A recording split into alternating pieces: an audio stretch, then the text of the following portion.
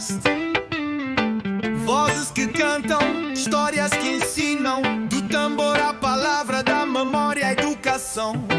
Afroeducação é saber, é resistência, onde a história ganha voz e a memória ganha ritmo. Afroeducação, cá está aprender, é resistir.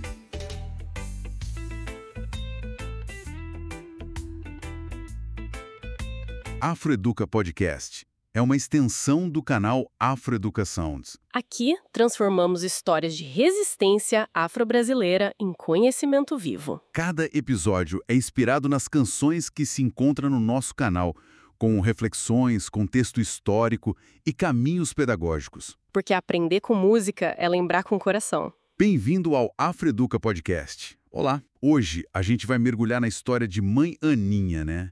Eugênia Ana dos Santos. Temos aqui um texto biográfico e também uma canção do Afroeduca Sounds, Axé que Educa. Isso, que foi criada, parece como uma ferramenta pedagógica mesmo, né? Inspirada na vida dela. Exato. A ideia é a gente explorar o impacto dela para além do religioso, sabe? Sim, entendê-la como educadora, líder comunitária, um símbolo de resistência mesmo. E conectar essa trajetória com a música, né? E o potencial educativo disso tudo. Perfeito. Para começar, o texto situa a gente lá em Salvador, 1869. Quer dizer, Mãe Aninha nasce logo depois da abolição. Um contexto de racismo, sim, muito profundo. Complicadíssimo, né? Pois é, e desde cedo o material descreve ela como alguém que, ouvia mais do que falava, ligada a rezas sussurradas, folhas colhidas em segredo. Isso já demarca, né? A importância do saber ancestral, da espiritualidade como base para a formação dela. E isso num período de muita repressão cultural. Verdade. Isso me lembrou o primeiro verso da canção. Nascida entre rezas caladas, folhas na mão, história guardada. Parece que encaixa direitinho, né?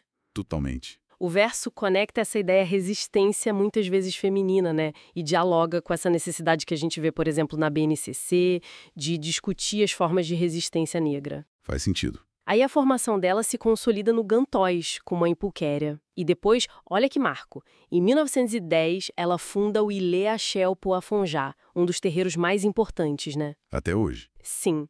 E o interessante é que, segundo o texto, ela via a religião como ciência, história e cultura viva, não era algo fechado. É uma visão muito potente. E a canção pega isso, né? Do Gantóis levou o axé, fez do terreiro um jeito de viver. Isso. Então a fundação do terreiro foi um ato pedagógico mesmo, de afirmação cultural crucial. E o verso 4 reforça isso, né? Nos toques um livro, nos cantos lição. Sabia que fé também é educação. Exato. Apresenta o candomblé como um sistema de memória, de educação oral. E isso conversa com aquelas ideias da BNCC sobre a função social da arte, sabe? E a relação do texto com conhecimento prévio. Entendi. Mas a atuação dela ia além do terreiro, né? O texto fala de diálogos com intelectuais, médicos, políticos. Isso, e acolhia mulheres, ajudava na alfabetização. Era tipo uma ponte entre mundos, né? Uma guardiã de saberes. Nossa, que força! E o verso 3 da música capta isso bem, eu acho. Acolheu mulher em perigo. Falava com doutor e criança. É fascinante, porque as ações dela, mesmo que ela não se visse como militante no sentido que a gente usa hoje, eram, assim, profundamente políticas. Com certeza, mantendo viva a cultura iorubá contra todo um processo de apagamento. Exatamente. O terreiro como espaço de dignidade. E a canção, quando fala na ponte, não precisou farda ou diploma, e no verso 3, sobre justiça como cuidado, isso ressalta a força dela, que vinha da legitimidade ancestral, social, né?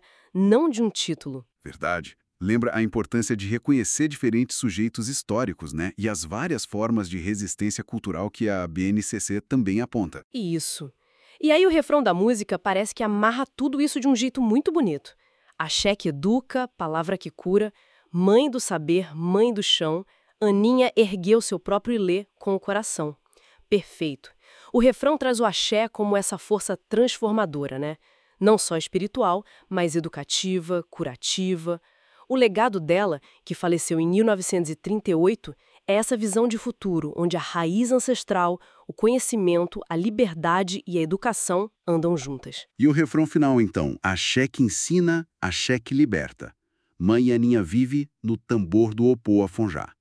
O tambor como símbolo dessa continuidade. É uma metáfora linda, né? Remete a como a expressão artística, como a música constrói identidade. A BNCC fala sobre analisar metáforas e como a arte expressa identidade também. Bom, e o material ainda traz umas sugestões pedagógicas, né? Tipo rodas de conversa, criar músicas, usar a própria canção em aula. Sim, analisar o terreiro como esse espaço educativo não formal. Muito rico. E isso deixa a gente com uma reflexão, né?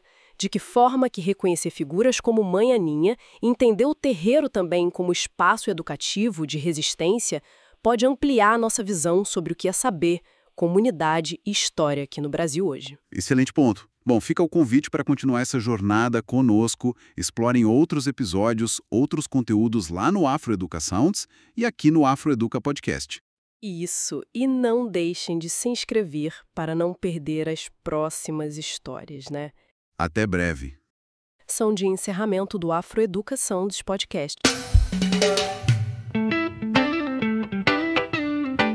Afroeduca Podcast. Vozes que cantam, histórias que ensinam, do tambor à palavra, da memória à educação. Afroeduca é som, é saber.